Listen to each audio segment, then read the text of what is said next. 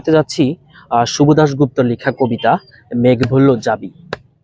মেঘ বলল যাবি অনেক দূরে গেরুয়া নদী, অনেক দূরের একলা পাহাড়, অনেক দূরের গহন সে বন।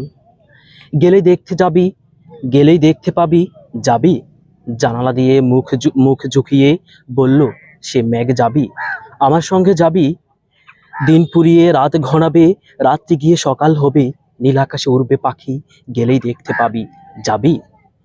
শ্রাবণ মাসের একলা দুপুর, মেঘ বলল যাবি। আমার সঙ্গে যাবি। কেমন করে যাব রে মেঘ, কেমন করে যাব।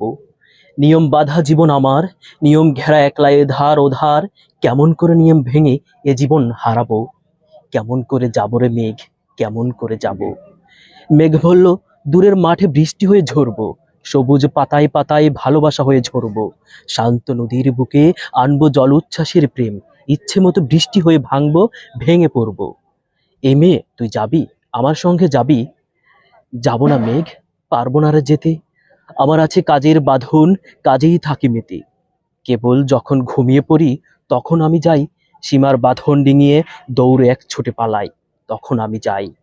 স্বপ্নে আমার গেরুয়া নদী, স্বপ্নে আমার সুনীল আকাশ, স্বপ্নে আমার দূরের পাহাড়, সব কিছুকে পাই। জাগরণের এই যে আমি কৃতদাসের মতন, জাগরণের এই যে আমি, আমার জীবন কাজ অকাজের সুতোয় বুনা মুখোশ ঘেরা জীবন। তবুরে মেঘ যাব একদিন ঠিক তোরই সঙ্গে, শ্রাবণ হাওয়ায় নতুন রঙে যাবরে মেঘ যাব। সেদিন আমি শিমুল পলাশ ভিজবো বলে যাব, পাগল হাওয়ায় উতল ধারায় আমায় খুঁজে পাবো, যাবরে মেঘ যাব, যাবরে মেঘ যাব। ধন্যবাদ সবাইকে। সালাম। ধন্যবাদ মাননীয় হুইপ তরুণ কবি মাহমুদুল হাসানকে তার খুবই সুন্দর চমৎকার একটি কবিতা আবৃত্তি করার জন্য আজকের এই সূর্য ডোবা বিকেলে।